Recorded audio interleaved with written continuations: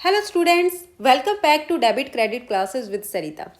जैसा कि आप सभी जानते हो कि हरियाणा सीईटी कॉमर्स की अभी हमारी पीवाईक्यू सीरीज चल रही है और आज इस पीवाईक्यू सीरीज का डे 14 है। हमारा टारगेट है 1000 क्वेश्चंस को कंप्लीट करना। जो भी स्टूडेंट चैनल पे नए हैं तो चैनल को सब्सक्राइब कर लें ताकि कमिंग वीडियोस का अपडेट आपको टाइमली मिल सके। क्वेश्चन 175 तक हम ऑलरेडी कवर कर चुके हैं और आज हम स्टार्ट करेंगे क्वेश्चन नंबर 176 से। तो चलिए स्टार्ट करते हैं।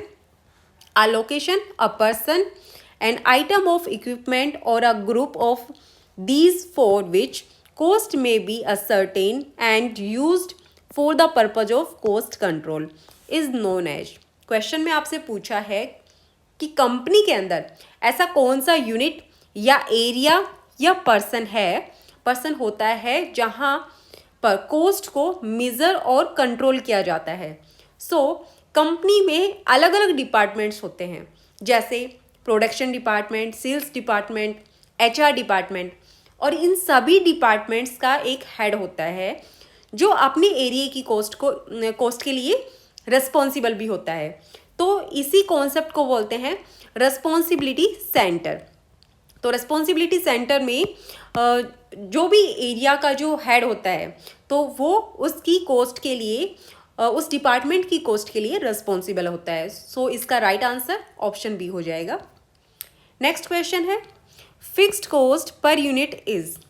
मीन्स क्वेश्चन में आपसे पूछा है कि जो पर यूनिट के बेसिस पर फिक्स्ड कोस्ट का बिहेवियर कैसा होता है।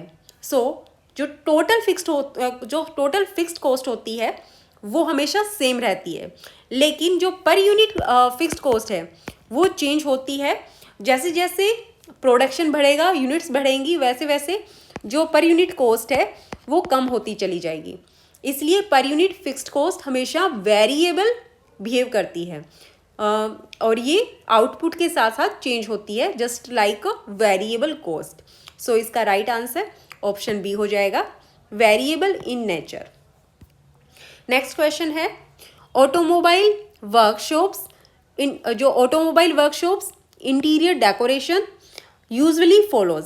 जो ऑटोमोबाइल वर्कशॉप्स हैं या इंटीरियर डेकोरेशन, उनमें कौन सा कोस्टिंग मेथड फॉलो किया जाता है।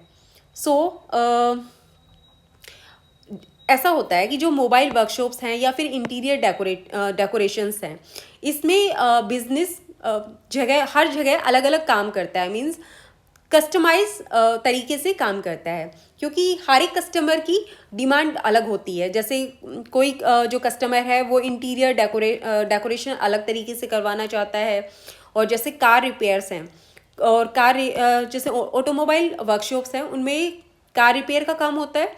तो वहाँ पे हर एक गाड़ी का एक अलग इश्यू होता है, डिफरेंट इश्यू होता है। और ऐसे ही इंटीरियर डेकोरेशन में भी हर एक क्लाइंट का जो डिज़ाइन है वो अलग होता है। तो जब जो यूनिक होती है, हर एक ऑर्डर भी अलग होता है और जो कोस्ट है वो इंडिविजुअल कैलकुलेट करनी पड़ती है इनमें। जो जॉब कोस्टिंग मेथड है वो यहाँ पे सुटेबल होता है। तो इसका राइट आंसर ऑप्शन ए हो जाएगा, जॉब कोस्टिंग। नेक्स्ट क्वेश्चन है जिट परचेज स्टैंड्स फॉर। जिट की क्या फुल फॉर्म होती है। जिट की फुल फॉर्म होती है जस्ट इन टाइम।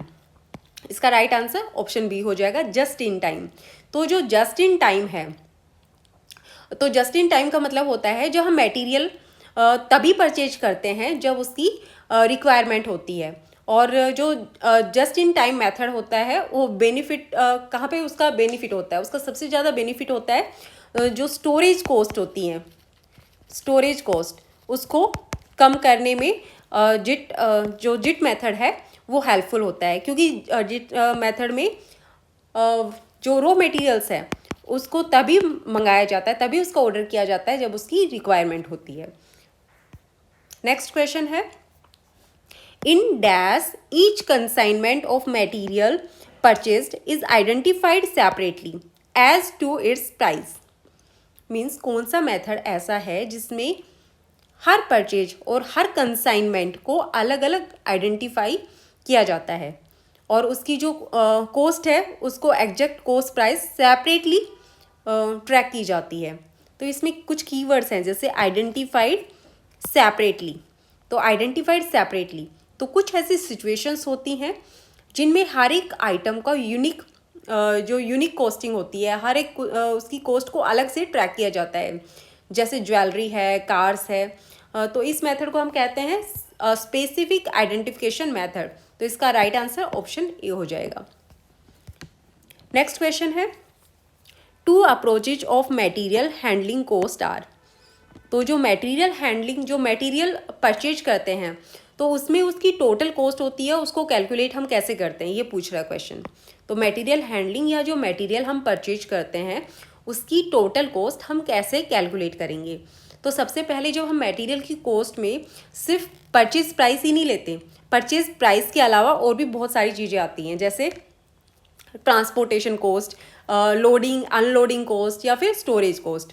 तो मटेरियल हैंडलिंग में क्या क्या आता है, मटेरियल हैंडलिंग में आता है ट्रांसपोर्ट, लोडिंग, अनलोडिंग।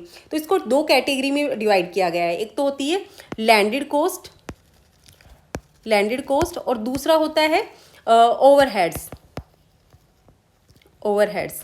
तो लैंडेड कॉस्ट में क्या क्या आता है, लैंडेड कॉस्ट में आता है आपका मटेरियल की जो कॉस्ट होती है वो आएगी मटेरियल कॉस्ट, और साथ में उसकी फ्रेट, इंश्योरेंस, वो सब इसमें आएंगे लैंडेड कॉस्ट में। और दूसरा होता है ओवरहेड कॉस्ट। ओवरहेड कॉस्ट में आपका हैंडलिंग, स्टोरेज, वो सब कॉस्ट उसमें आएंगी ओवरहेड में। तो ये दोनों जो मिला के लैंडेड कॉस्ट और ओवरहेड कॉस्ट को जो मिलाते हैं तो हमारी बनती है मटेरियल हैंडलिंग कॉस्ट। तो इसका राइट आंसर ऑप्शन बी हो जाएगा, landed cost plus overheads. Next question है, time which is inherent, unavoidable and uneliminated is called. Means ये क्वेश्चन आपसे पूछ रहा है कि ऐसा कौन सा आइडल टाइम होता है जो नेचुरल है, मतलब जिसको हम अवॉइड नहीं कर सकते, जो अनअवॉइडेबल है। तो इसका राइट आंसर ऑप्शन सी हो जाएगा, नॉर्मल आइडल टाइम। तो नॉर्मल आइडल टाइम होता है जो नेचुरली होता है, वो होता ही है, उसको हम अवॉइड नहीं कर सकते उस टाइम को। तो इसका जो एग्जांपल है वो है जैसे मशीन सेटअप टाइम, जो मशीन का सेटअप टाइम है, मशीन को लगाते हैं वो टाइम होता है, तो इसको हम अवॉइड नहीं कर सकते। जैसे टी ब्रेक्स हैं, लंच ब्रेक है, तो उनको हम अवॉइड नहीं कर सकते, वो तो इतना नेसेसरी है ही। और हम जब जैसे मशीन्स के जो टूल चेंजिंग टाइम होता है, टूल्स को चेंज करते हैं, तो वो टाइम को हम अवॉइड नहीं कर सकते हैं। तो ये कुछ आइडल टाइम्स होते हैं जिनको हम अवॉइड नहीं कर सकते, नेचुरली होते ही हैं। नेक्स्ट क्वेश्चन है, formula for calculating labour turnover as per separation method is. Means जो लेबर, सबसे पहले मैं आपको बता दूं लेबर टर्नओवर क्या होता है। तो लेबर टर्नओवर कंपनी में जो एम्प्लॉयज़ हैं उनके आने और जाने की जो रेट होती है उसको बोलते हैं लेबर टर्नओवर। कितने एम्प्लॉयज़ कंपनी में आए हैं, कितने एम्प्लॉयज़ जो कंपनी को छोड़ के चले गए, तो जो ये आना और जाना लगा रहता है इसको बोलते हैं लेबर टर्नओवर। सो जो लेबर टर्नओवर है इसको कैलकुलेट करने की 3 मेथड्स होते हैं। एक तो दिया हुआ है सेपरेशन मेथड, एक होता है रिप्लेसमेंट मेथड, एक होता है फ्लेक्स मेथड, दूसरा होता है रिप्लेसमेंट मेथड, और तीसरा होता है फ्लेक्स मेथड। तो ये 3 मेथड होते हैं लेबर टर्नओवर के लिए। तो क्वेश्चन में हमें स्पेसिफिकली पूछा है जो सेपरेशन मेथड है इसका फॉर्मूला क्या होता है। तो सेपरेशन मेथड का जो फॉर्मूला है वो है number of separation divide by average labour force. तो इसका राइट आंसर ऑप्शन बी हो जाएगा। नेक्स्ट क्वेश्चन है, dash is systematic evaluation of the performance of employees.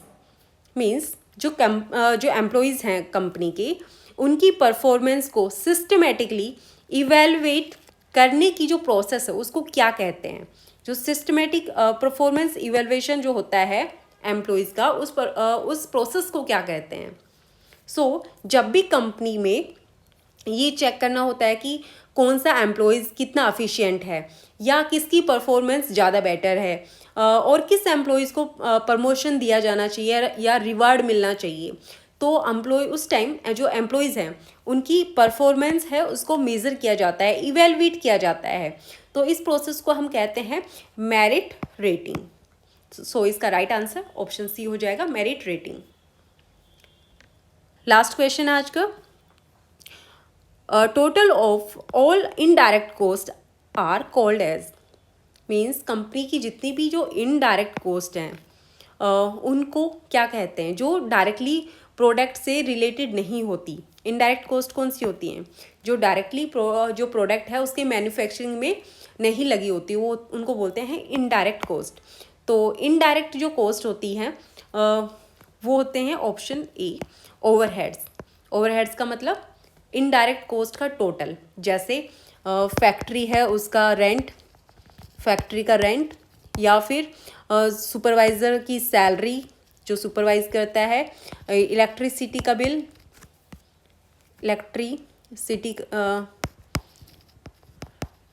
Electricity bill. तो ये सब आपके होते हैं इनडायरेक्ट कॉस्ट और इनको बोलते हैं हम ओवरहेड। सो आज के लिए इतना ही, बाकी हम नेक्स्ट क्लास में कवर करेंगे। और जिसने भी अभी तक चैनल को सब्सक्राइब नहीं किया हो प्लीज़ चैनल को सब्सक्राइब कर लें, और अगर आपको वीडियो हेल्पफुल लगी है तो प्लीज़ लाइक ज़रूर करें। सो आज के लिए इतना ही, थैंक यू।